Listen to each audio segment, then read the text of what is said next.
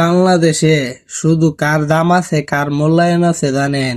যারা সুদ খাইতে পারে, যারা মিথ্যা কথা বলতে পারে, যারা মানুষ মনে করে না, তারারই বাংলাদেশে মূল্যায়ন আছে। একটা ভালো মানুষকে বাংলাদেশে মানুষ দেখতে পারে না।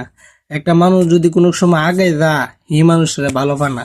কিন্তু সুদখোর আর ঘুষখোর সমাজের বিচারক হয়ে থাকা, সমাজের মেয়েদের বিয়ে শাদীর মেয়েদের হইলে সমাজের মেয়েদের বিয়ে শাদী হইলে দাওয়াত হওয়া সুদখোর আর ঘুষখোর। আপনার মতন ভালো মানুষ, আপনার মতন টাকা নাই আপনার কাছে, তাইলে আপনার ভালো পাইব না। আপনি ভালো একটা মানুষ, আপনার ভালো পাইব না।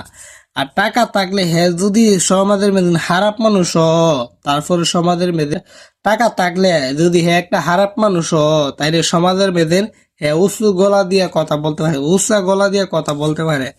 আর গরিব মানুষ হলে সমস্যা, কারণ আপনি একটা সঠিক কথা বলতেন সেটারও ভুল বানাই লেব, আর ভালো কথা বলতেন সেটারও ভুল বানাই লেব। কারণ বাংলাদেশ দুর্নীতির দেশ, বাংলাদেশ সুদখোর আর ঘুষখোরের দেশ। কিন্তু একটা কথা মনে রাখবেন, আপনি হক কথা জীবনও ছাড়বেন না, আপনি হক কথা জীবনও ছাড়বেন না, সঠিক কথা জীবনও ছাড়বেন না। কারণ মানুষের দাম দিলে দিব, না দিলে নাই। আমার আল্লাহ যদি আপনাকে দাম দেয় তাহলে কোনো মানুষই টেকাইতে পারবে না। কথাটা বাস্তব।